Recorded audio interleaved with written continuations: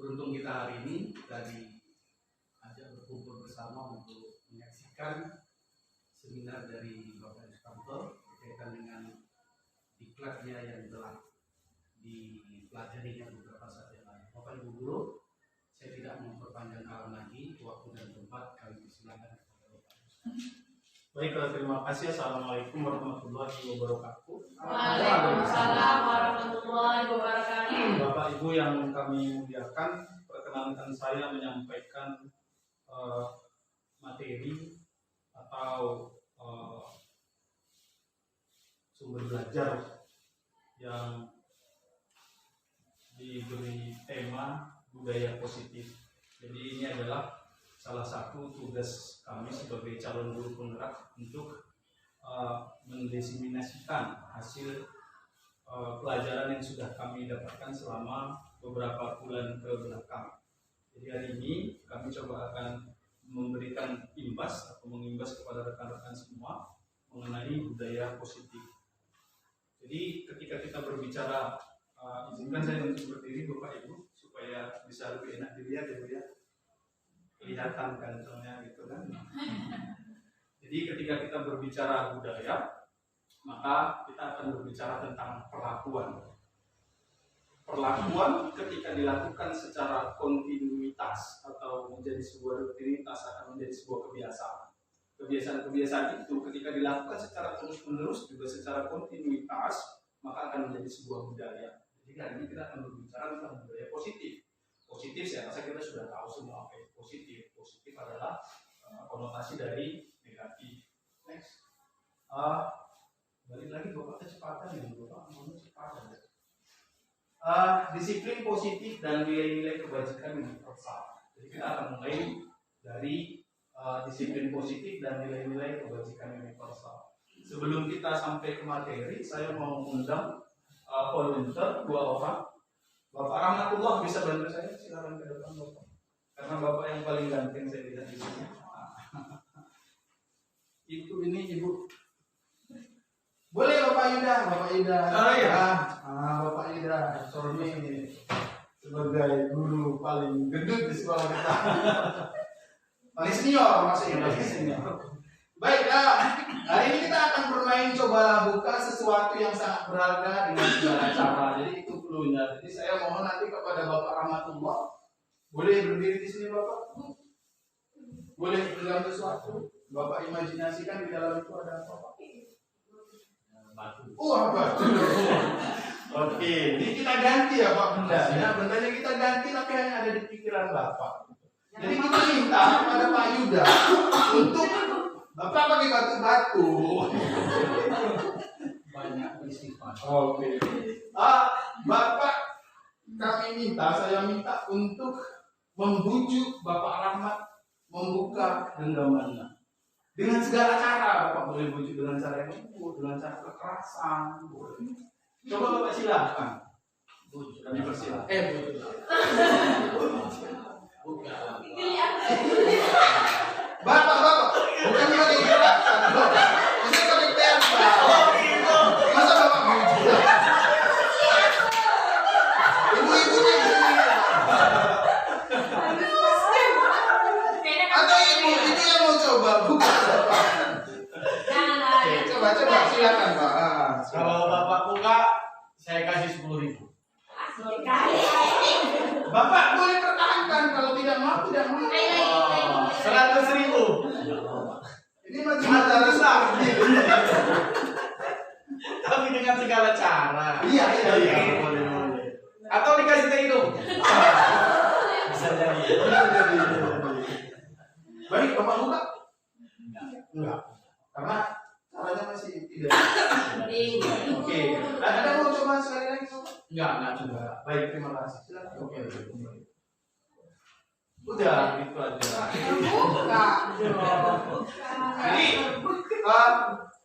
yang perlu jadi fokus kita bukan masalah dibuka atau tidak dibukanya, tetapi adalah bahwa sesungguhnya Pak Rahmatullah tadi akan membuka dengan kemauannya sendiri.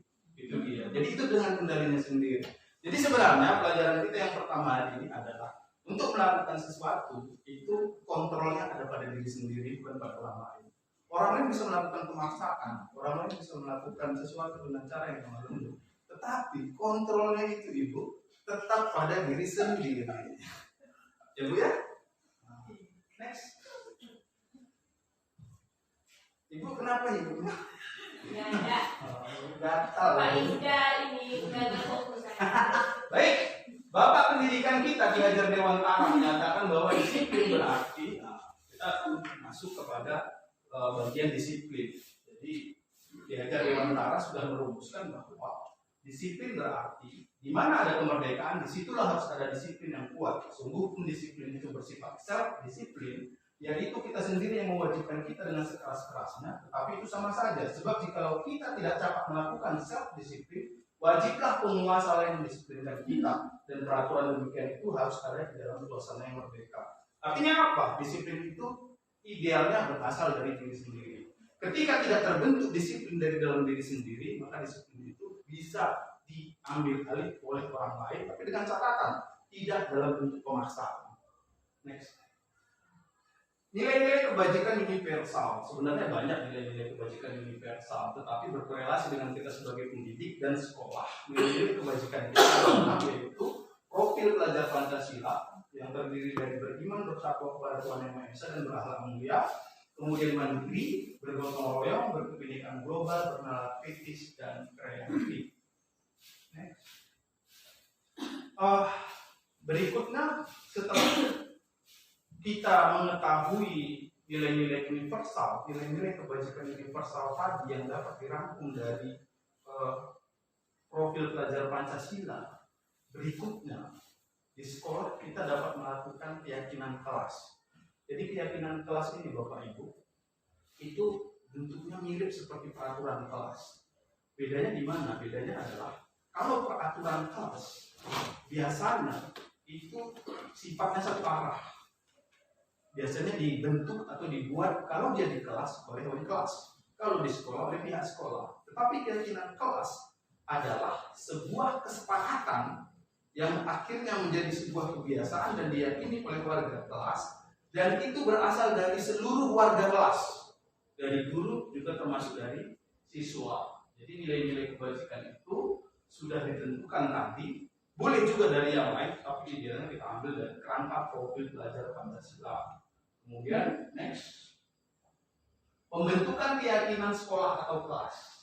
Nah, jadi Bapak Ibu nanti ke depan harapan kita adalah di sekolah kita sudah mampu sebagai wali kelas membuat keyakinan kelas kita masing-masing. Bedanya dengan peraturan kelas, yang pertama itu tadi, kalau keyakinan peraturan kelas itu berjalan satu arah, keyakinan kelas itu berasal dari dua arah. Keyakinan kelas bersifat lebih abstrak Bapak Ibu.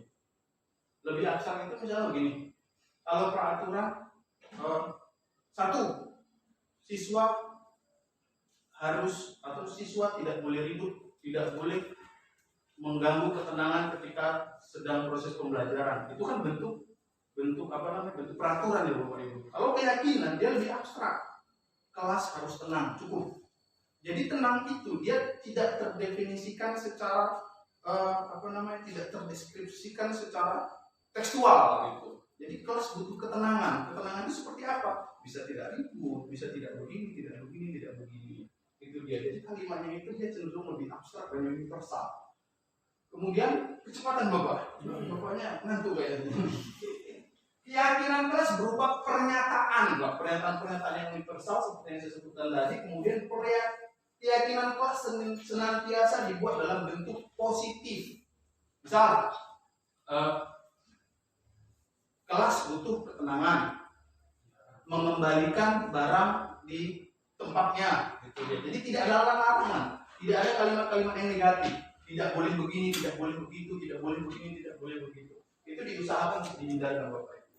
Kemudian keyakinan kelas hendaknya tidak terlalu banyak. Jadi kalau di dalam kelas ada 30 siswa, idealnya 5 sampai 7. Dari mana didapat? Dari irisan Bapak Ibu. Irisan itu kalau dideskripsikan kira-kira seperti ini deh Bapak Ibu. Ini si A, ini si B, ini si C, ini si D. irisannya mana? Ini dia Bapak Ibu. Jadi dia yang sama itulah yang kita jadikan keyakinan kelas. Jadi tidak perlu semua. Jadi irisan-irisan itu. Kemudian keyakinan kelas sebaiknya sesuatu yang dapat diterapkan di lingkungan tersebut. Semua warga kelas hendaknya ikut berkontribusi. Artinya semua termasuk siswa dan bersedia meninjau kembali keyakinan kelas dari waktu ke waktu. Next Bapak. Contoh keyakinan kelas itu Bapak Ibu yang pertama, setiap anggota kelas perlu belajar. Jadi kalimatnya positif dan universal. Bahasa belajar itu bisa belajar secara kognitif, bisa belajar secara psikomotor gitu. Yang penting dia belajar. Kemudian yang kedua, senantiasa menjadi diri terbaik, berkomitmen terhadap setiap tugas, setiap anggota kelas perlu saling menghargai, setiap anggota kelas perlu merasa aman. Jadi kalimatnya semua kalimat yang universal dan cenderung abstrak. Next, Pak. Berikutnya ada 5 kebutuhan dasar manusia Bapak Ibu. Ada bertahan hidup, kasih sayang, penguasaan, kebebasan, dan kesenangan. Jadi ini akan berkorelasi dengan kita sebagai guru ketika kita menemukan permasalahan. Misal, ada seorang siswa ditemukan mengambil bekal makanan teman-teman, kemudian diadukan kepada guru. Pada dasarnya, sebelum kita melakukan penindakan terhadap anak, kita harus pahami dulu kebutuhan dasar apa yang diinginkan oleh anak. Itu dia. Jadi kita harus paham dulu kebutuhan dasar itu, karena sebenarnya kebutuhan dasar kita, termasuk anak-anak, pada dasarnya adalah sama. Pertama, bertahan hidup. Si anak tadi, katakanlah namanya Pak Yuda, atau si Yuda, ini anak bandel misalnya. Yudi lah ya Pak, bukan Yuda, ini Yudi. Ini si Yudi Ariflan misalnya, ini mengambil nasi atau mengambil bekal teman-teman. Kemudian ketika ditanya, jawaban pertama adalah karena saya nggak dibawain bekal oleh ibu saya. Jadi ternyata kebutuhan ini bukan kebutuhan akal. Kebutuhan dasarnya adalah kebutuhan bahwa dia sebenarnya butuh makan, bertahan hidup. Itu yang pertama. Kemudian yang kedua, kasih sayang dan rasa diterima. Bisa jadi si anak tadi ternyata ketika ambil bekal itu, selama ini dia dicuekin, gitu. Dicuekin, atau ketika dia melakukan sesuatu tidak ada yang perhatian. Ternyata dia terpikir cara itu untuk mendapatkan perhatian dari teman-teman. Ternyata itu adalah kebutuhan bahwa dia ingin mendapatkan rasa kasih sayang dan rasa diterima. Kemudian penguasaan. Penguasaan itu pengakuan atas kemampuan. Jadi bisa jadi si anak ketika melakukan itu, karena dia ketika melakukan itu, kemudian teman-temannya merasa bahwa wah, dia mengganggu sekali gitu. Ketika sudah ada pengakuan dari teman-temannya tentang eksistensi dia, berarti sesungguhnya dia sudah memiliki kebutuhan dasar untuk mendapatkan pengakuan atau kemampuan. Kemudian kebebasan. Kebebasan itu adalah misalnya begini, dia bawa makanan, tetapi makanannya itu saja. Maka aku bosan dengan makanan ini saja. Maka aku pilih pilihan-pilihan yang lain. Ternyata dia kebutuhan dasarnya tidak terpenuhi adalah kebutuhan kebebasan. Dan yang terakhir kesenangan. Kesenangan ketika dia melakukan itu dia merasa senang, merasa happy, dia merasa bahagia. Itu dia Bapak Ibu. Jadi ketika 5 kebutuhan dasar itu berbeda, maka sesungguhnya perlakuan kita juga harus berbeda terhadap anak. Next. 5 posisi kontrol. Menurut Dr. William Glasser, ada 5 posisi kontrol yang lazim dilakukan oleh pendidik. Yang pertama, penghukum. Penghukum, apapun caranya, dia akan melakukannya dengan verbal dan fisik. Itu dia. Jadi tipe yang pertama atau posisi kontrol yang pertama adalah penghukum. Kemudian yang kedua, pembuat merasa bersalah. Ciri-ciri dari pendidik yang memiliki posisi kontrol sebagai pembuat merasa bersalah, biasanya cenderung berkata dengan lemah lembut. Dia lemah lembut. Kemudian menggunakan keheningan, dia akan membuat suasana itu menjadi hening. Tetapi si anak kita pancing untuk merasa tidak nyaman, merasa bersalah atau rendah diri. Biasanya kalimat-kalimat yang sering digunakan oleh pendidik yang membuat merasa bersalah itu kamu sudah membuat kecewa ibu. Ternyata itu adalah bagian dari membuat merasa bersalah. Tahu kamu bahwa yang kamu lakukan ini sudah mengecewakan orang tua, sudah membuat orang tua tidak bangga. Ternyata itu membuat anak merasa bersalah gitu. Bahwa ternyata aku cenderung negatif dia. Dia akan tertangkap pesan bahwa aku agak tidak berguna gitu karena dia sudah melakukan kesalahan-kesalahan. Kemudian yang ketiga, posisi kontrol sebagai teman. Jadi seorang pendidik yang mengambil posisi kontrol sebagai teman, yang pertama akan berdampak positif. Dampak positifnya adalah terjalin hubungan yang baik antara guru dan murid. Nah, itu dia. Biasanya dengan hubungan yang baik itu maka komunikasi akan terjalin dengan baik. Tetapi ada juga negatifnya. Negatif, si anak akan merasa ketergantungan dengan guru tersebut. Misal, ketika dalam 3 kasus dia menemukan kenyamanan dengan guru yang dianggap sebagai teman, tetapi pada kasus keempat si guru secara tidak sengaja tidak mampu mendampingi, akan berpotensi bagi si anak untuk tidak melakukan itu lagi dengan baik. Kenapa? Karena wah, ternyata ibu ini tidak bisa jadi temanku, ternyata bapak ini bukan temanku.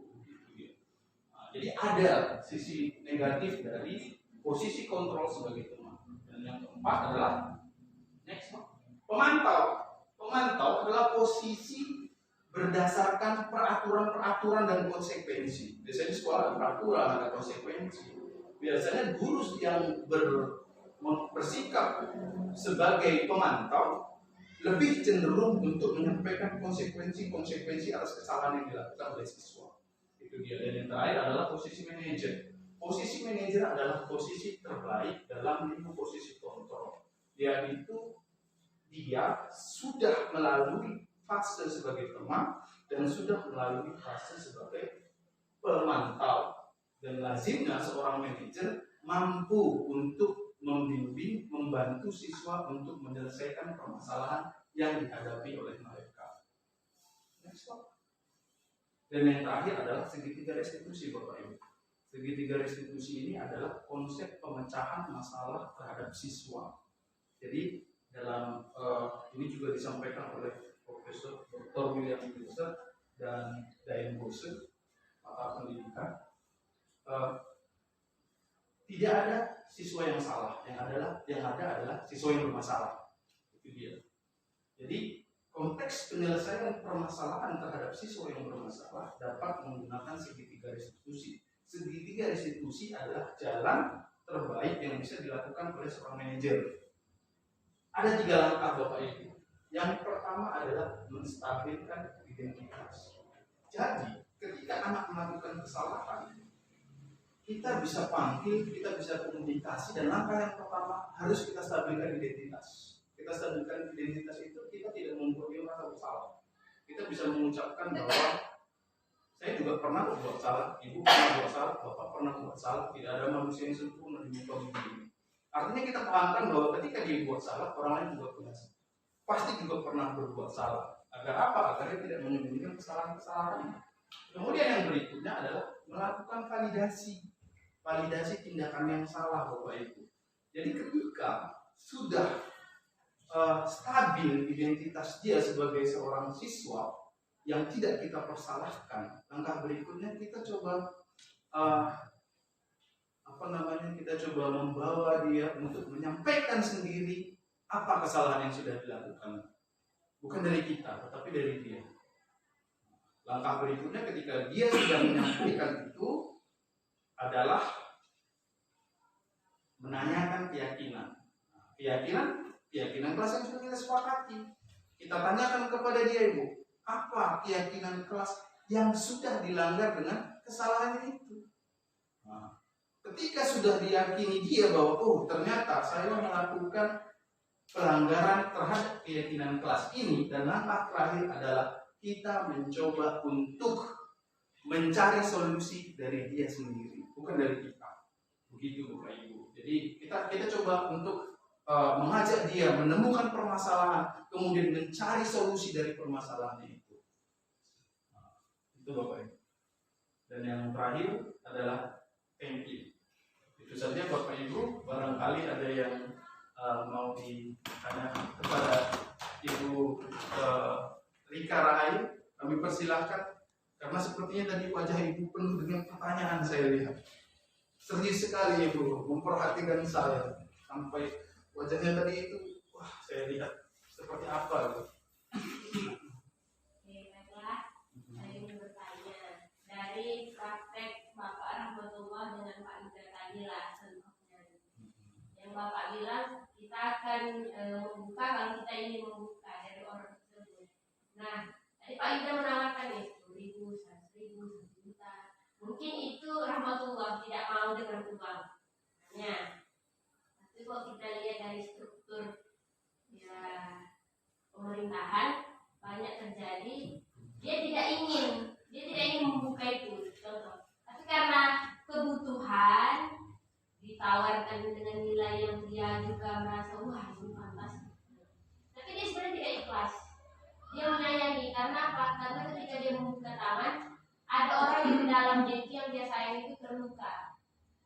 Dia sebenarnya tidak ingin membuka itu karena ada yang dilindunginya. Tapi karena tawaran yang sepadan menurutnya, Terluka. jadi dia bisa melukai orang lain dengan dia membuka itu. Saya dibuka terluka gitu. Ya coba Jadi kan lebih spesifiknya ada rasa keterpaksaan, tidak ikhlas. Jadi kalau disuap lah gitu ya, Bu. nah, Dia disuap dia akhirnya ingin, mau. tapi Gitu. karena dia ada keterpaksaan di dalamnya, oh ya udahlah dibukanya. Gitu. Tapi banyak mudaratnya di situ. Iya. Tapi karena nilai yang fantastis tadi membuat buka, tapi kan itu kan tidak keinginan dia sebenarnya, tidak ikhlas dia. Itu bagaimana Pak? Apa itu tetap keinginan dia namanya? Iya, Ibu. Membuka itu adalah keinginan dia. Perkara apa di belakangnya itu di belakang. Tapi ketika dia sudah tadi kan bahasanya sebenarnya disuap ya, Bu ya. Disuap. Ya. 1 miliar misalnya. 1 miliar ini kalau aku terima haram. Bisa ditangkap KPK, bisa ini. Tapi kalau nggak terima saya buka saja gitu. Itu kan tetap kontrolnya di diri dia. Nah, tetap kebutuhan-kebutuhan, tadi kita bicara kebutuhan-kebutuhan, tetapi kontrol itu tetap ada pada diri kita masing-masing. Walaupun dari kontrol tersebut bisa membuat 5 kebutuhan dasarnya itu di tahun kedepannya bermasalah lagi. Iya. Dan dia juga punya kontrol sendiri untuk menutup tangannya. Ketika dia bilang tidak mau 1 miliar, 1 triliun, saya tidak mau membuka. Kan tetap dari dirinya sendiri. Bahkan ketika saya perlu, kira-kira terima kasih Ibu ya, senyum Ibu manis sekali. Ada lagi Ibu, Bapak Rahmatullah ya.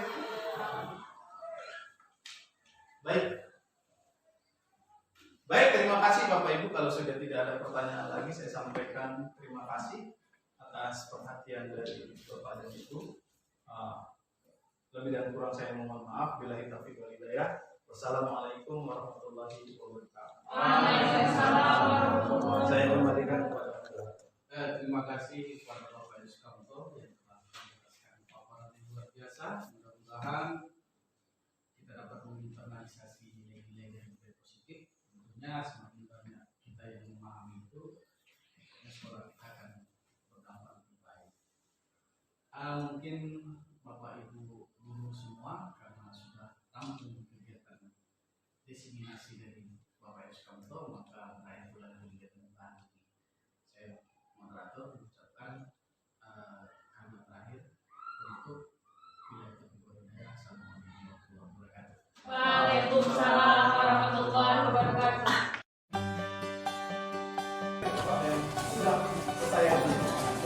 Silakan.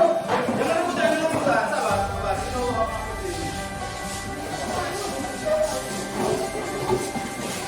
Baik. Andaikan aku bisa melayang berteman langit lepas, terkadang kita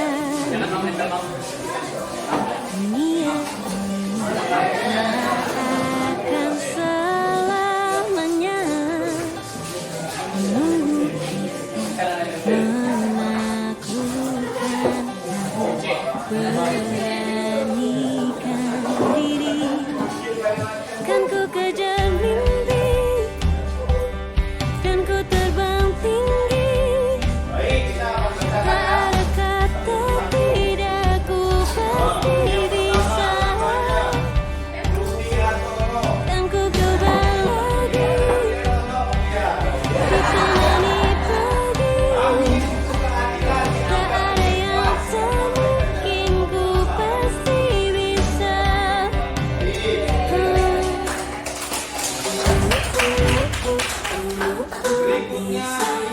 dari Garus. Warga kelas butuh saling pengertian satu dengan yang lain. Terkadang kita lupa dunia ini tak akan selamanya menunggu kita. Mana bukan ragu beranikan diri. Kan ku kejar mimpi, kan ku terbang tinggi. Tak ada kata tidak, ku pasti bisa. Kan ku coba lagi, ditemani pagi. Tak ada yang tak mungkin, ku pasti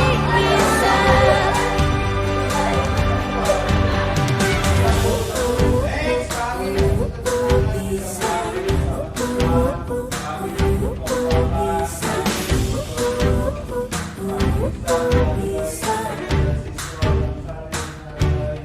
Kan ku kejar mimpi, dan ku terbang tinggi.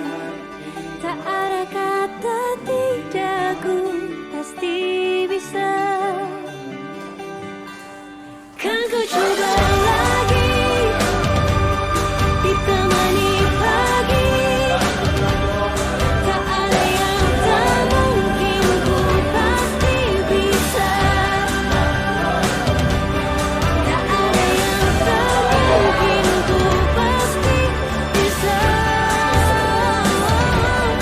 Tak ada yang tak mungkin, ku pasti bisa.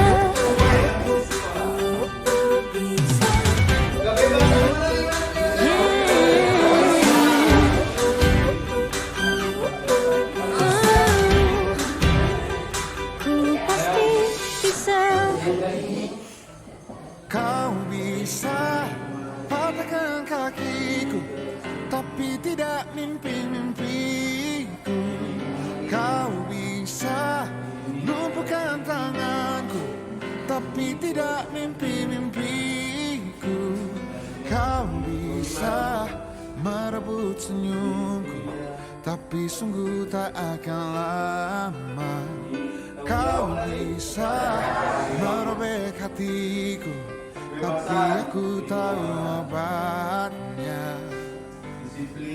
Manusia-manusia kuat, itu kita. Jiwa-jiwa yang kuat, itu kita. Manusia-manusia kuat, itu kita. Jiwa-jiwa yang kuat, itu kita. Kau bisa hitamkan putihku, kau takkan gelapkan apapun. Kau bisa runtuhkan jalanku, kan ku temukan jalan yang lain. Manusia-manusia kuat, itu kita. Jiwa-jiwa yang kuat, itu kita. Manusia-manusia kuat, itu kita.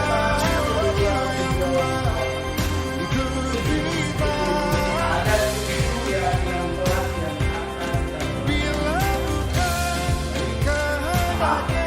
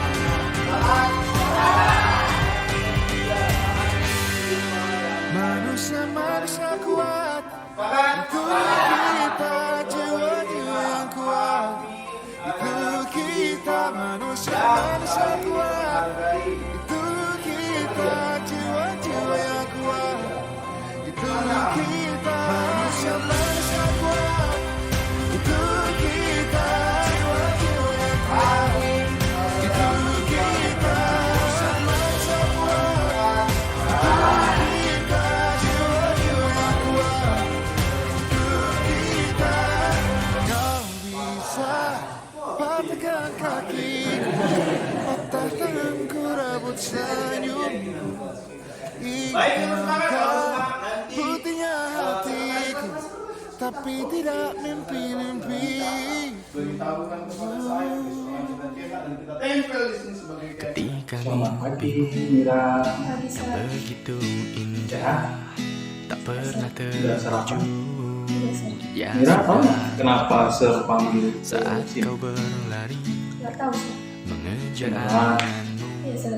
dan tak pernah sampai. Tadi kan waktu ulang Ya sudah, terlihat Mira lihat pekerjaan teman apapun yang benar terjadi Benar, Sir. kerjaan kan selalu ada untukmu. si Siti ya. Iya, Sir. Janganlah kau Itu namanya Mira mencon. 'cause everything's gonna Perbuatannya benar nggak itu? okay. Enggak, Sir. Benar ya kan? Jadi panggil Mira bukan mau mencari masalah atau mau menyalahkan pikiran. Karena setiap orang pasti punya kesalahan kan? Saya juga pernah membuat kesalahan. Kesalahan itu harus kita belum kira-kira tahu kenapa nggak tahu kenapa lah tuh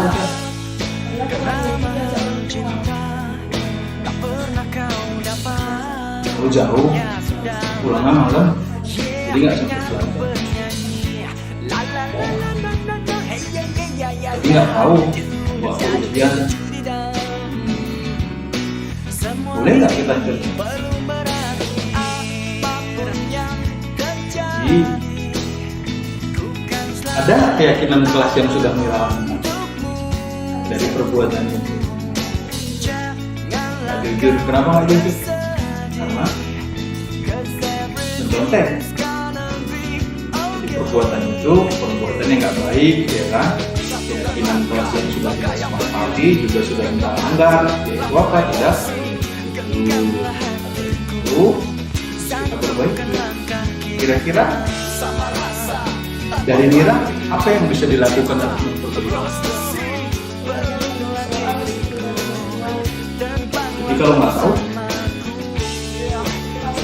berdoa jadi kita harus isi sesuai dengan kemampuan kita kalau nggak tahu berdoa sama Allah dan bisa benar jawabannya walaupun kita nggak tahu ya doain itu apa lagi jauh tapi kalau jalannya jauh tadi kan jalannya jadi di dalam perjalanan bisa lebih belajar ya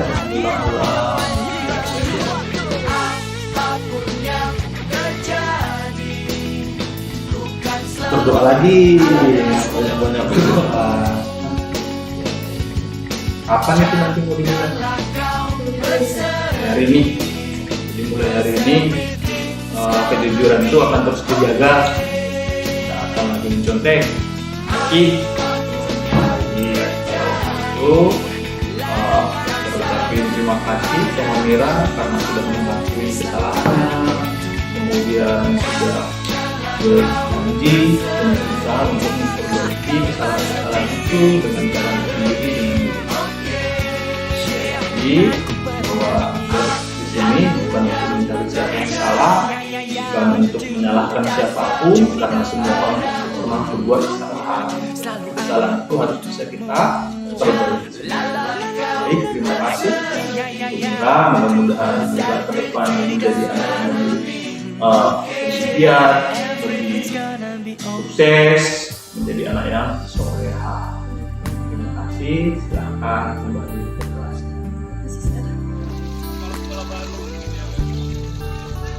Assalamualaikum warahmatullahi wabarakatuh. Saya Irayani adalah salah satu peserta diseminasi budaya positif yang telah disampaikan oleh Pak Heri Sukamto. Sebagai peserta, saya merasa saya memperoleh informasi baru, saya memperoleh pengetahuan baru, sehingga saya dapat mengaplikasikannya dalam kehidupan sehari-hari. Semoga budaya positif yang telah disampaikan bisa saya aplikasikan dalam kehidupan sehari-hari, dalam kegiatan saya mengajar, sampai dalam kehidupan saya di rumah tangga, dalam keluarga saya. Semoga apa yang telah disampaikan juga bermanfaat bagi kita semua, bagi rekan-rekan sekalian, dan bagi kami khususnya di SMA Negeri Ombos Salam. Salam sejahtera. Assalamualaikum warahmatullahi wabarakatuh. Assalamualaikum warahmatullahi wabarakatuh. Jadi setelah kami menyusun keyakinan kelas bersama Sir Heri dan kami menerapkannya dalam kehidupan sehari-hari, kami pun menjalankan keyakinan kelas tersebut dengan penuh semangat dan keikhlasan. Karena kan keyakinan kelas tersebut merupakan hasil dari kesepakatan kami sendiri. Sekian, wassalamualaikum warahmatullahi wabarakatuh. Assalamualaikum warahmatullahi wabarakatuh. Setelah menyusun keyakinan kelas, kami pun melaksanakannya dalam kehidupan sehari-hari. Kami menjalankannya dengan penuh keikhlasan dan semangat, karena keyakinan kelas tersebut kami buat dari diri kami sendiri. Wassalamualaikum warahmatullahi wabarakatuh.